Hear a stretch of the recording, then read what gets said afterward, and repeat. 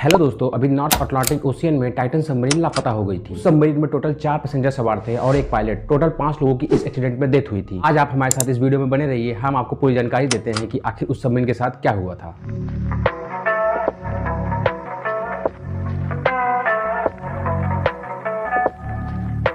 सबसे पहले हम बात करते हैं सबमर्सिबल टूरिज्म की। आखिर सबमर्सिबल टूरिज्म क्या होता है? सबमर्सिबल एक तरीके का जहाज होता है जिसका आकार कुछ इस प्रकार होता है। यह पानी के भीतर और पानी के सरफेस दोनों पर ही मूव कर सकता है। सबमर्सिबल के द्वारा समुद्र के भीतर टूरिस्ट या फिर साइंटिस्ट जनरली रिसर्च करने के लिए जाते हैं, लेकिन अधिकतर इसका उपयोग सेना करती है अपनी कंट्री की डिफेंस के लिए। लेकिन यह सबमर्सिबल जिसका नाम टाइटन था, उसका आकार एक मिनी वैन जैसा था। इसको टाइटैनिक के मलबे तक पहुंचने के लिए मात्र 2 घंटे लगते थे। टाइटैनिक 15 अप्रैल 1912 को अपनी पहली ही यात्रा में नॉर्थ अटलांटिक ओशियन में डूब गई थी और 1985 में इसका मलबा खोजा गया। टाइटन सबमर्सिबल की कंपनी ओशियन गेट 2010 से 1 दर्जन से ज्यादा बार उस टाइटैनिक मलबे के पास जा चुकी है। ओशियन गेट के अकॉर्डिंग उनकी टाइटन सबमर्सिबल 12,800 फीट तक की गहराई तक जा सकती है और वहीं टाइटैनिक का मलबा 12,500 फीट की गहराई पर स्थित है।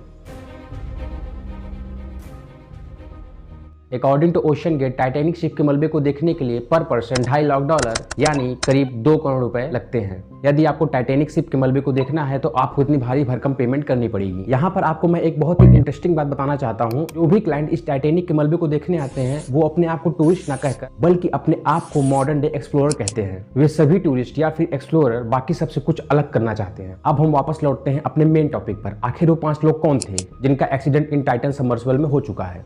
उनमें सबसे पहले नंबर पर आते हैं हेमिस हार्डिंग और दूसरे नंबर पर आते हैं पूल हेनरी नॉर्जियोलेट और अंतिम के 3 लोग सबसे इंटरेस्टिंग, जिसमें पहले नंबर पर आते हैं उस टाइटन के पायलट स्टॉकटन रस। ये ओशियन गेट के सीईओ भी हैं। आप सबको मैं इनसे रिलेटेड एक इंटरेस्टिंग फैक्ट देना चाहता हूँ। इनकी पत्नी का नाम वॉन्डी रस है। ये वही वॉन्डी रस है जिनके पूर्वज 1912 में उस सेम टाइटैनिक में डेथ कर गए थे। यह एक अजीब सा को एक्सीडेंट है कि सेम टाइटैनिक के कारण ही इनकी फैमिली के 3 पर्सन की डेथ हो चुकी है। और अब बात करते हैं अंतिम में बचे 2 लोगों की, जिनका नाम शहजाद और सुलेमान दाऊद है। सुलेमान दाऊद शहजाद के बेटे हैं और आपको यह जानकर हैरानी होगी, स्टार्टिंग से इन दोनों पाकिस्तानियों का, जो एक पाकिस्तान मूल के ब्रिटिश नागरिक हैं, इन दोनों का शुरू से कोई भी प्लान नहीं था इस टाइटन में सफर करने का। ये दोनों ही पर्सन इस यात्रा के 1 वीक पहले ही रिप्लेस किए गए थे। फादर जे ब्लूम और उनके बेटे सीन ने अपनी दोनों ही सीट इन दोनों पाकिस्तानियों को दे दी थी। जे और सीन दोनों ही सबमर्सिबल की सेफ्टी को लेकर चिंतित थे, जिसके कारण से उन्होंने अपने इस डेंजरस एडवेंचर के प्लान को कैंसिल कर दिया था। अब हम जानने की कोशिश करते हैं पिछले कुछ दिनों की step by step, day by day क्या हुआ था, हम आपको आज बताने वाले हैं।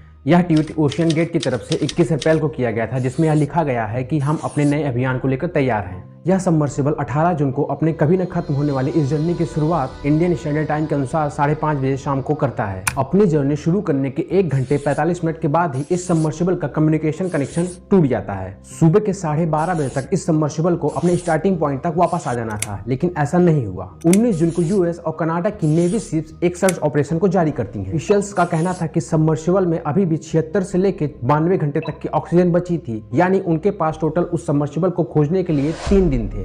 उन 3 दिनों के अंदर उस सबमर्सिबल को किसी भी हाल में खोजा जाना था, अन्यथा उसमें बैठे 5 पैसेंजरों की ऑक्सीजन की कमी के कारण मृत्यु हो सकती थी। यह सर्च ऑपरेशन 22 जून तक चलता रहा। 3 दिनों के सर्च ऑपरेशन के बाद आखिर 22 जून को यूएस के कोस्ट गार्ड के ऑफिशियल को एक मलबा प्राप्त होता है, जो कि टाइटैनिक शिप के पास होता है। यह मलबा टाइटन सबमर्सिबल का था और ऑफिशियल्स ने उस सबमर्सिबल में बैठे सभी 5 लोगों की डेथ को कंफर्म कर दिया। और शुरुआती जांच में यह पाया जाता है कि सबमर्सिबल कैटास्ट्रोफिक इंप्लोजन का शिकार हो गई है। कैटास्ट्रोफिक इंप्लोजन एक तरीके का इनर एक्सप्लोजन होता है। इसमें जब किसी भी हॉलो सेक्शन के आउटर सेल पर बहुत ज्यादा प्रेशर लगता है और वह हॉलो सेक्शन के आउटर सेल उस प्रेशर को वियर नहीं कर पाती है, तो वह इनर की तरफ एक्सप्लोड हो जाती है। इसी को हम कैटास्ट्रोफिक इंप्लोजन कहते हैं। शुरुआती जांच में यह पाया गया कि टाइटन सबमर्सिबल के आउटर सेल पर 5600 पाउंड पर स्क्वायर इंच का प्रेशर जनरेट हो रहा था और यह हादसा इतना भयानक था कि शायद ही उन 5 पर्सन की डेड बॉडी को रिकवर किया जा सके। जो उम्मीद है कि आपको यह वीडियो पसंद आया होगा। अगर आपको यह इन्फॉर्मेशन अच्छी लगी हो तो आप हमारे चैनल को सब्सक्राइब कर सकते हैं।